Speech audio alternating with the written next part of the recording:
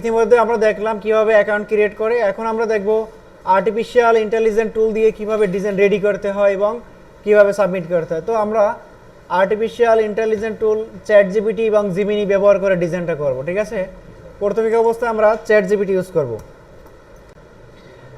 তো আজকে আমরা দেখব কিভাবে মাইক্রোস্টক সাইটে অ্যাকাউন্ট ক্রিয়েট করে ডিজাইন সাবমিট করতে হয়।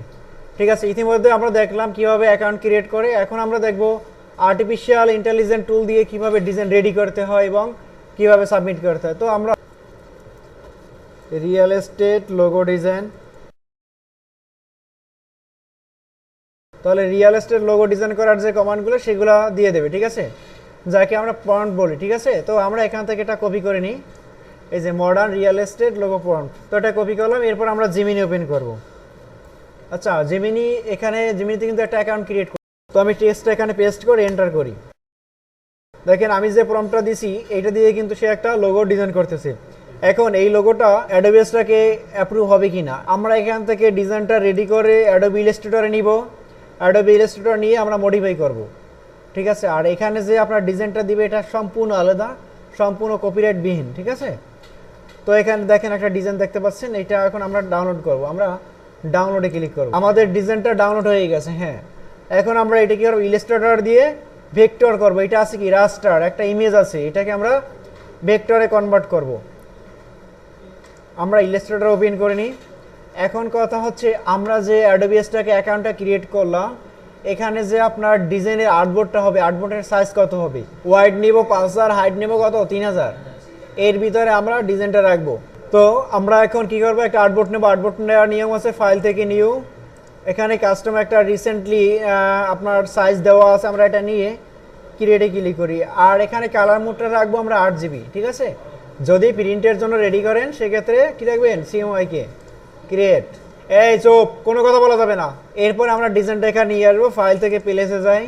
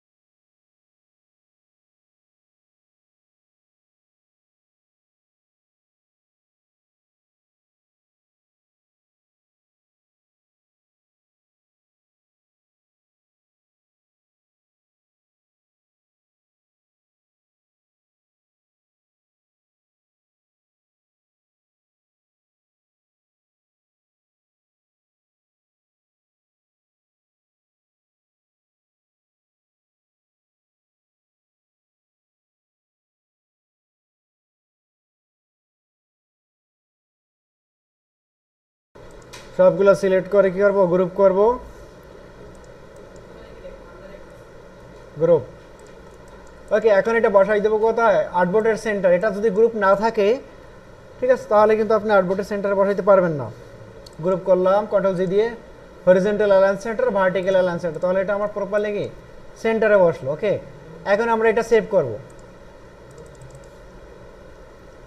ফাইল থেকে সেভ অ্যাজ,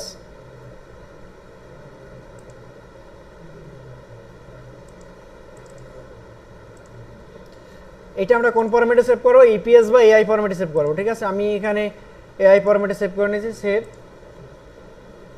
এখানে অ্যাডোবি ইলাস্ট্রেটর ভার্সন আছে কত 2020, ঠিক আছে। এটা এভাবে রেখে কি করবো ওকে করবো। ওকে, তাহলে আমার এটা কি সেভ করা হয়ে গেছে।